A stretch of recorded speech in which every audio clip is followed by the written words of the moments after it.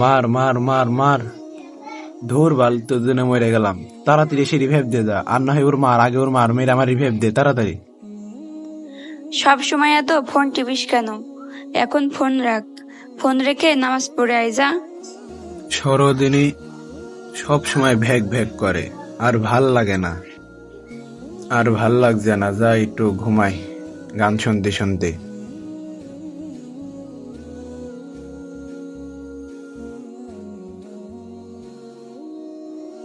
রিফাত, এই রিফাত, আমি এখানে কিভাবে আসলাম? আমি কোথায়? আমি এখানে কিভাবে আসলাম? তুই এখন মারা গেছিস, তুই এখন কবরে।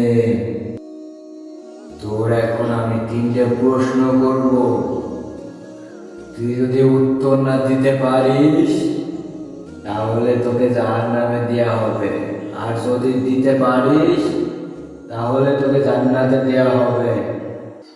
মান রাব্বুকা, তোমার রবকে? জানি না। মান দিনুকা, তোমার দিন কি? জানি না। মান নাবিয়ুকা, তোমার নবীকে? জানি না। তুই সারা জীবন অনেক খারাপ কাজ করে গেছিস, লোকজনের সাথে খারাপ ব্যবহার করছিস, তোর মার সাথে খারাপ ব্যবহার করছিস, কাউকে তুই সম্মান দিস না, কাউকে তুই ভালো চোখে দেখিস না, এর সাথে তুই জ্ঞানজাম করিস, মারামারি করিস, তুই কেমনে জানবি? আমার কি আর একবার চান্স দেওয়া যায় না? না, তোর আর কোনো চান্স নেই, এখন তুই জাহান্নামে।